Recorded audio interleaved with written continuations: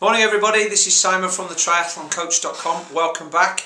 Behind me I have my whiteboard, and today I'm going to explain what I think you should be doing with about 8 to 10 weeks to go until your next, or your first perhaps, Ironman or 70.3 event. So let's take a look at the board.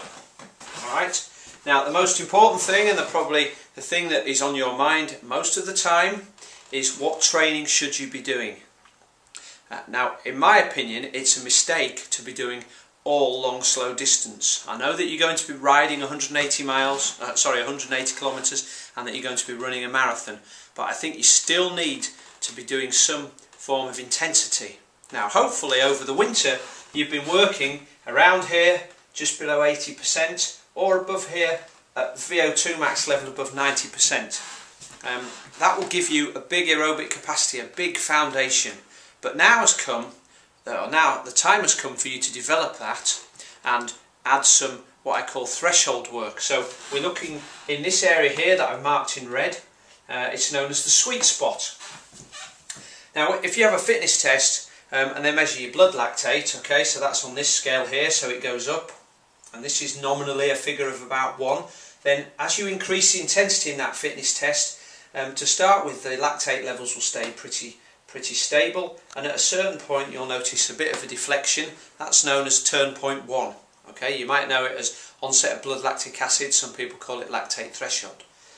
As the intensity keeps increasing up to somewhere around 90%, there'll be another big deflection where the lactate goes skywards. That's the point where you notice your breathing's really heavy, your legs start to burn, or your arms if you're swimming.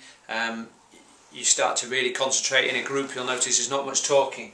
Okay, so that's known as turn point 2, sometimes also known as onset of blood lactic acid or anaerobic threshold, whatever you like to call it, but the simplest if we just call them turn point 1 and turn point 2. So the sweet spot, you need to be working between those two turn points, and obviously the lower down close to turn point 1 is longer repetitions, and the higher you get up here in intensity then maybe to shorter repetitions. So I think that whether you're biking, running or swimming, you want to be fitting something like this in once a week. Okay, you need one threshold set with some repetitions at that around 90%. So on the bike you might do between 10 and 20 3 to 4 minute efforts with a 2-minute recovery at turn point 2.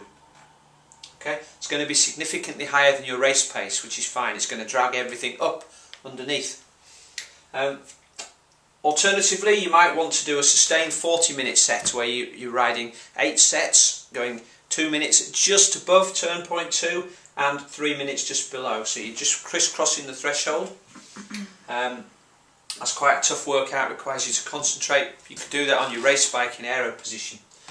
I think you also need to do a long ride somewhere around here at turn point 1, okay, for 1 to 2 hours. So that might be in the middle of a 3-hour ride. You ride the middle section at that threshold. You might do repeated bouts of 20 to 30 minutes. Okay, now if you're running, again you can run for 3-minute efforts, 800 metres or 1 kilometre perhaps, which is obviously a bit longer. Maybe not do 20 reps, but probably do about half an hour of quality work. You could try this one here as well, going just above and below your turn point, and certainly you want to be doing some sustained work at slightly faster than your race pace. Okay, so maybe up here for half Ironman, for here for full Ironman. Alright, you also need to have a long ride in there. That should be, doesn't always need to be race distance, but it needs to be getting up to race distance a couple of times, so that you know what it feels like when you get off the bike and you feel all kinked up and your back hurts and your legs hurt and you've got to run off that. So within there you could include, so you're not just riding at a steady pace, 2 lots of 20 to 30 minutes, one near the beginning, one near the end, at just above race pace. Okay. I think you also need to be fitting in some bricks, so at the end of your long run you could fit in a 20-minute run, and on that one the objective is just to run until your legs feel good. I don't believe personally that there's any need for you to do a 6-hour ride and a 2-hour run. You can save that for race day. It just requires too much recovery.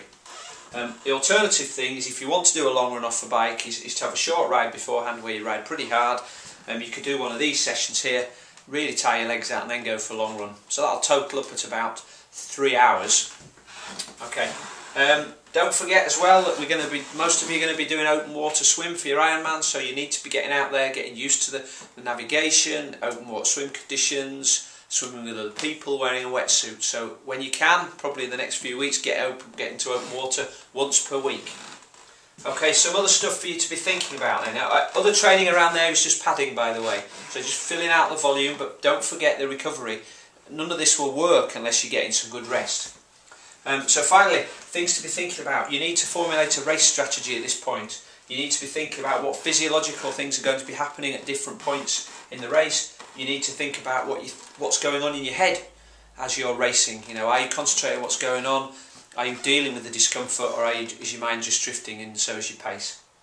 And you also need to have a strategy for your nutrition, which links in with these other two as well. Think about your kit. Make sure you've got your bike set up properly done now, so you've got several weeks to get used to it before the race.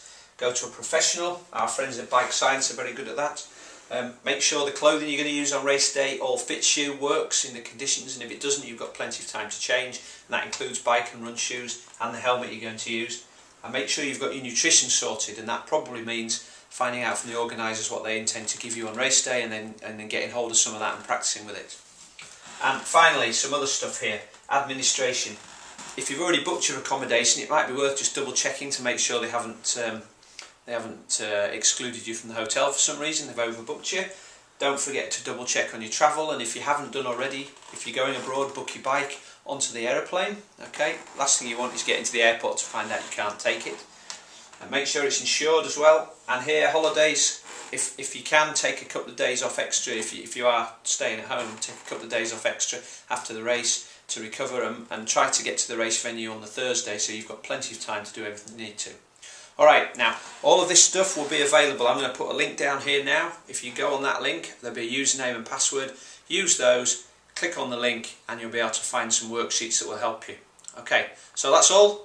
Thanks very much for watching. I hope that you found it useful. Please drop me some comments if it has, but until then, I'll see you next time. Thanks a lot.